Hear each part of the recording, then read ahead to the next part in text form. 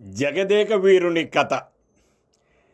జగదల ప్రతాపన్ అనేది తమిళనాట ప్రాచుర్యంలో ఉన్న జానపద గాథ.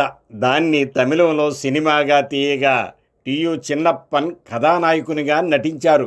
ఆ సినిమాను స్ఫూర్తిగా తీసుకొని కథ కొత్తగా తెలుగు నేటివిటీకి అనుగుణంగా ఉండేలా తన ఆలోచనలను జోడించి కథ రాసుకున్నారు రచయిత పింగళి.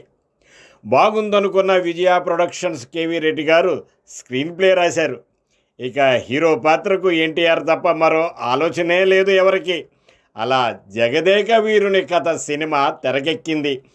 6 లక్షల ఖర్చుతో 60 రోజుల్లో నిర్మింపబడిన ఈ సినిమా 1961 ఆగస్టు 9న విడుదలై 18 కేంద్రాల్లో శతదినోత్సవం జరుపుకుంది.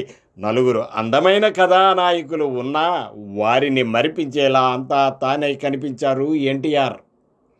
ఈ సినిమా పేరు వినగానే మనకు గుర్తుకొచ్చే పాట శివశంకరి శివానందలహరి.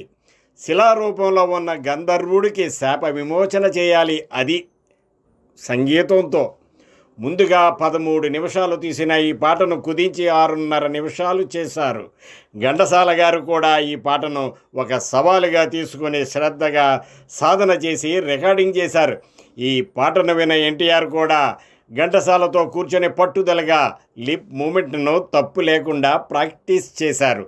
పాట చిత్రీకరణ సెట్స్ మీదకు వచ్చింది. ఎన్టీఆర్ పాటకు అనుగుణంగా చక్కని పెదాల కదలికతో యూనిట్ మొత్తాన్ని మంత్రముగ్ధుల్ని చేశారు. వెండి తెరపై ఈ పాటకు ఎన్టీఆర్ అభినయ కౌశలానికి ప్రేక్షకులు బ్రహ్మరథం పట్టారు. కష్టే ఫలి అన్న పదానికి స్పష్టమైన ఉదాహరణ ఇది. ఎన్టీఆర్ జీవితంలో ఇలాంటివి ఎన్నో. అందుకే ఆయన అసలైన జగదేక వీరుడయ్యాడు.